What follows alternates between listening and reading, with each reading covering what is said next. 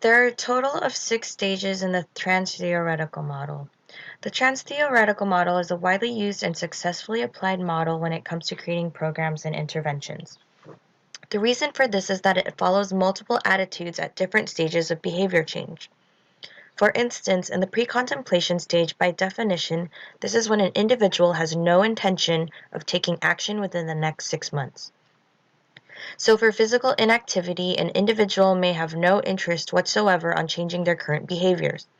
This could be that they possibly don't know of the consequences, or they don't think that it will affect them, or that they are the exception. They may have unrealistic views of what their body can handle or put off when it comes to initiating healthy exercising habits.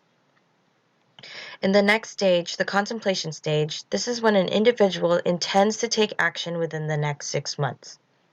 They haven't made any moves towards changing their behavior, but this is when someone is more aware or that their current behaviors and actions may have a negative impact on their health.